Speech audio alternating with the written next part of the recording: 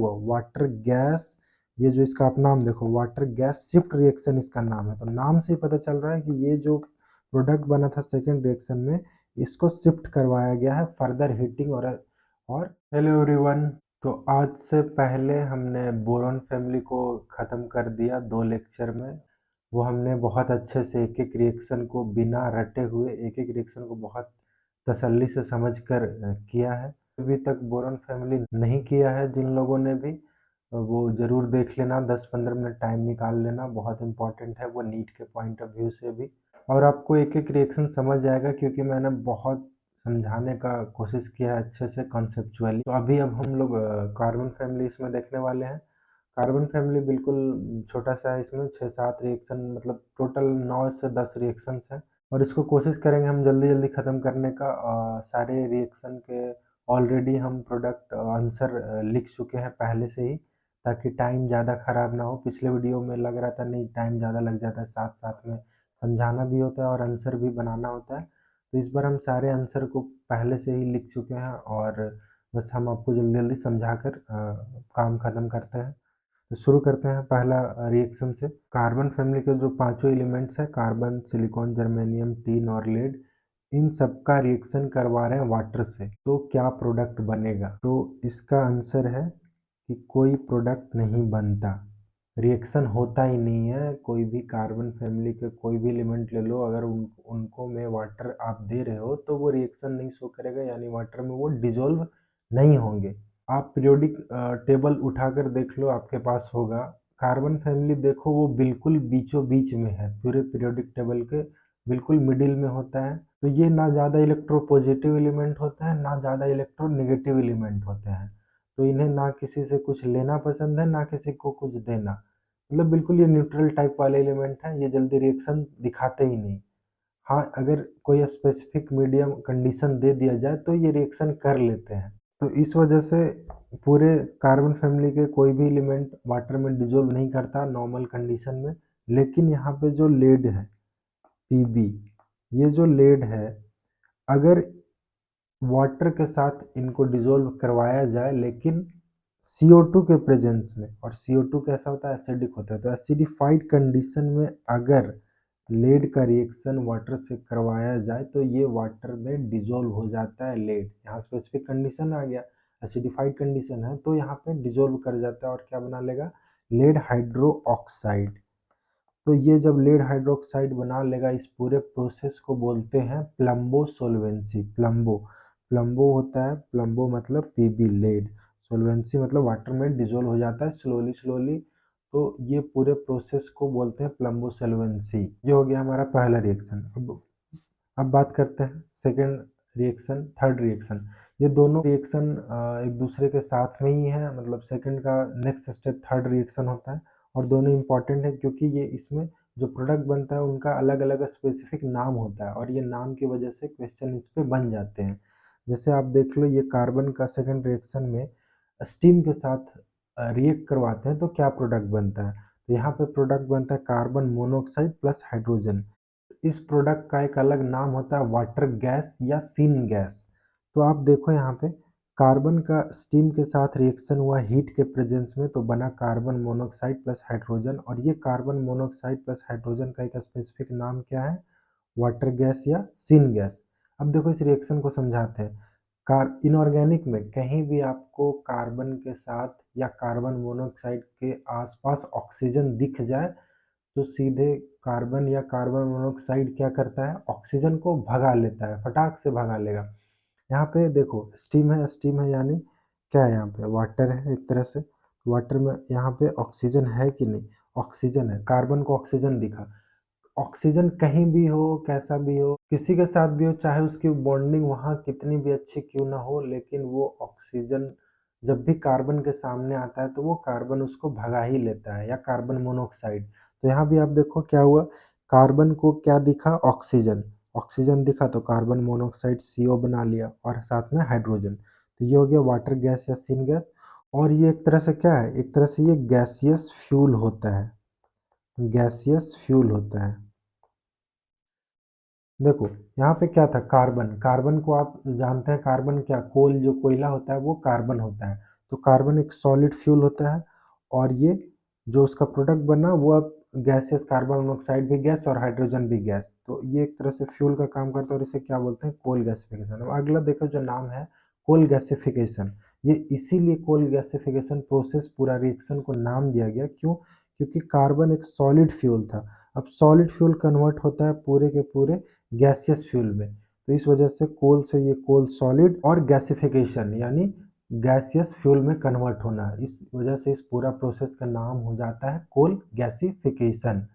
अब देखो ये कॉमर्शियल मेथड होता है, किस लिए, किस चीज़ के लिए कॉमर्शियल मेथड होता है, कार्बन मोनोऑक्साइड की प्रोडक्शन के लिए ये कॉमर्शियल मेथड होता है, यानी इंडस्ट्रियल मेथड होता है, इंडस्ट्री में ये यूज करके कार्बन मोनोऑक्साइड को मैन्युफैक्चर करवाया जाता है। अब जो थर्ड रिएक्शन है, थर्ड रिएक्शन कार्बन मोनोऑक्साइड को स्टीम के साथ करवा रहे हैं हाइयर टेम्परेचर पे, तो अभी हम बताएं कि इनऑर्गेनिक में कहीं भी आए ना कार्बन मोनोऑक्साइड या कार्बन और उनके सामने ऑक्सीजन, जैसे यहाँ भी स्टीम है तो स्टीम में ऑक्सीजन होगा, तो वो ऑक्सीजन देखते ही क्या करेगा, CO2 बना लेगा, यानी कार्बन मोनोऑक्साइड क्या किया, ऑक्सीजन को भगा लिया अपने साथ, तो क्या बन गया कार्बन मोनोऑक्साइड और जो बच गया प्लस हाइड्रोजन। तो ये देखो, आप ये देखो कि ये रिएक्शन क्या है, एक तरह से कार्बन मोनोऑक्साइड को स्टीम, यानी ये कार्बन मोनोऑक्साइड को फर्दर स्टीम के साथ और हीट के साथ रिएक्ट करवा रहे हैं, तो क्या प्रोडक्ट बन जाता है, CO2, यानी ये क्या हुआ, वाटर गैस, ये जो इसका आप नाम देखो वाटर गैस शिफ्ट रिएक्शन इसका नाम है, तो नाम से ही पता चल रहा है कि ये जो प्रोडक्ट बना था सेकेंड रिएक्शन में इसको शिफ्ट करवाया गया है फर्दर हीटिंग और स्टीम देकर, तो इस वजह से इसका नाम क्लियर हो गया थर्ड का, वाटर गैस शिफ्ट रिएक्शन।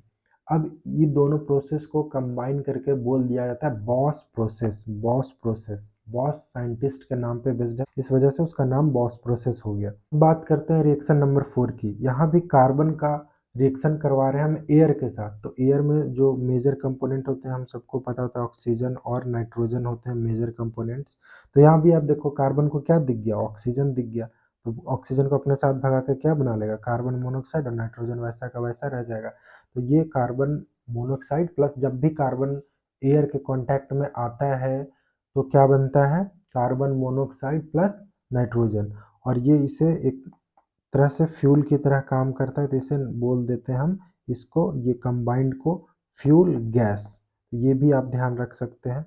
अब देखो ये जो फिफ्थ रिएक्शन है, formic acid simplest carboxylic acid formic acid को कंसंट्रेटेड H2SO4 से ट्रीटमेंट करते हैं तो क्या प्रोडक्ट बनता है, तो इनऑर्गेनिक में कहीं भी कंसंट्रेटेड H2SO4 दिख जाए और उसके साथ दिख जाए कोई हाइड्रोक्सी वाला कंपाउंड यानी OH वाला कंपाउंड, तो सबसे पहला काम क्या करना है, आपको पानी निकाल देना है, यानी वाटर H2O, H और OH को बाहर निकाल देना है, क्यों, क्योंकि कंसंट्रेटेड H2SO4 डिहाइड्रेटिंग एजेंट की तरह काम करता है, तो इनऑर्गेनिक में आपको बहुत सारे रिएक्शन है सिलेबस में पढ़ना जहाँ पे कंसंट्रेटेड H2SO4 क्या करवाता है, तो ये बहुत इजी हो जाएगा अगर ये चीज़ आप ध्यान में रख लेते हैं, तो हर चीज़ हम इसलिए थोड़ा थोड़ा इजी कर रहे हैं आपके लिए।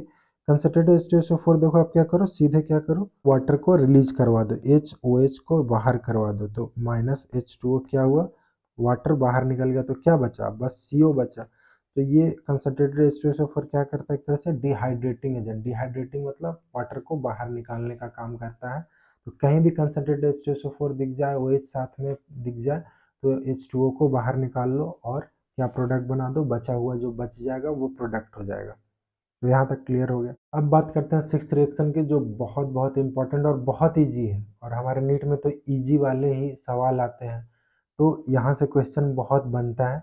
आप देखो यहाँ पे SnCl2 को फर्दर बहुत सारे रिएजेंट से रिएक्ट करवा रहे हैं, तो क्या ऑक्सीडेशन स्टेट में चेंज आएगी, यानी SnCl2 देखो यहाँ पे SnCl2 का रिड्यूसिंग प्रॉपर्टी दिखाया गया, इस रिएक्शन से SnCl2 का रिड्यूसिंग प्रॉपर्टी यानी रिड्यूसिंग एजेंट दिखाया गया, कैसे, अब देखो ये हमारा SnCl2 है, यानी ऑक्सीडेशन स्टेट जो है Sn+2 है, +2 में है। अब ये रिड्यूसिंग प्रॉपर्टी कैसे होगा, क्योंकि Sn+2 से ज़्यादा स्टेबल होता है Sn+4, ये इनर्ट पेयर इफेक्ट में पढ़ाया जाता है कि कोई भी लोअर ऑक्सीडेशन स्टेट होता है जो P ब्लॉक का, वो हायर ऑक्सीडेशन स्टेट उसका ज़्यादा स्टेबल होता है, यानी कार्बन+2 का ज़्यादा स्टेबल स्टेट कौन होगा, कार्बन+4, तो उसी तरह से यहाँ Sn+2 का ज़्यादा स्टेबल स्टेट Sn4, यानी Sn+2 हमेशा Sn+4 में जाना चाहेगा, Sn+4 में कैसे जाएगा, इलेक्ट्रॉन रिलीज करेगा, इलेक्ट्रॉन छोड़ेगा तभी तो वो और पॉजिटिव होगा।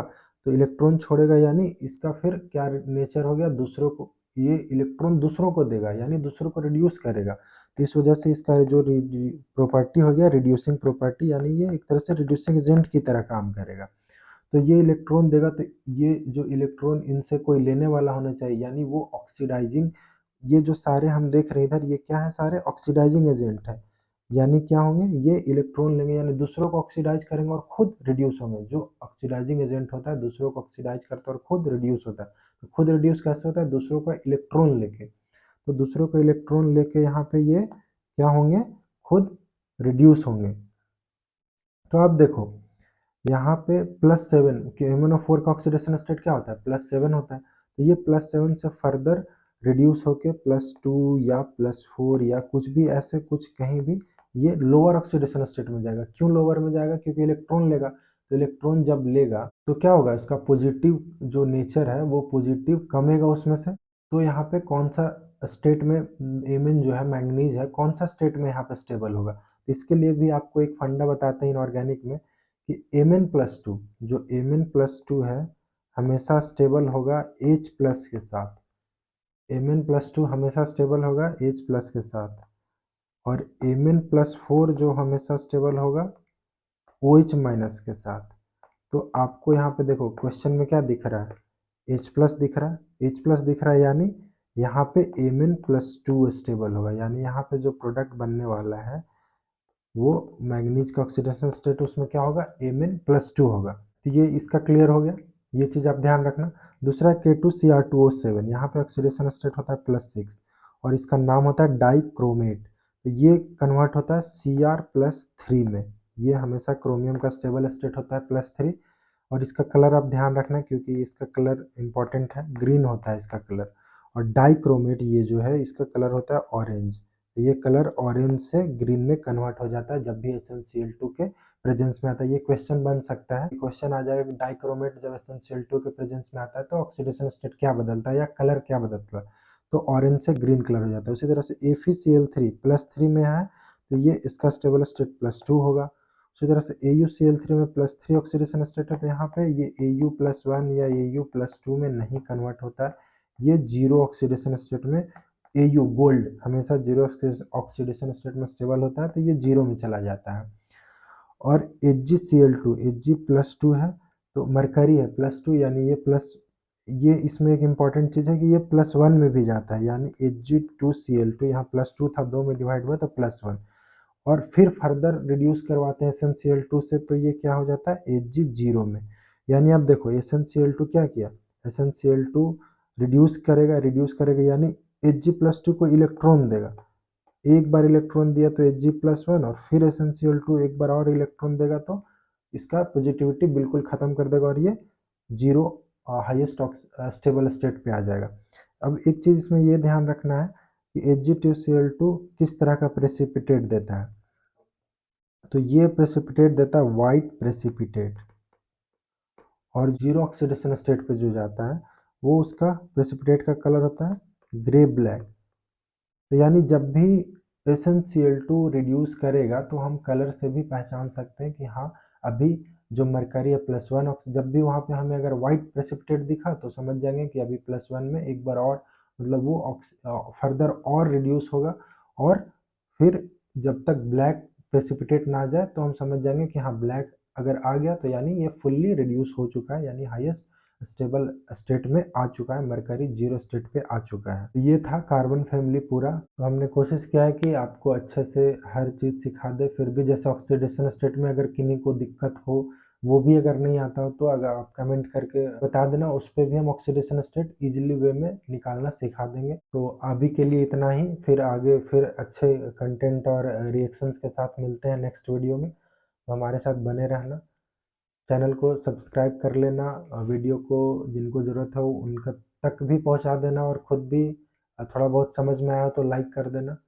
और ऐसा सिर्फ इनऑर्गेनिक ही नहीं, ऑर्गेनिक और फिजिक्स जो भी अच्छे अच्छे इंपॉर्टेंट टॉपिक हैं हम कोशिश करेंगे सब आप जो नीट के लिए इम्पोर्टेंट है कुछ कुछ जो मेरे हिसाब से हम आपके लिए इजी करते जाएं। तो चैनल पे बने रहिएगा। Thank you everyone.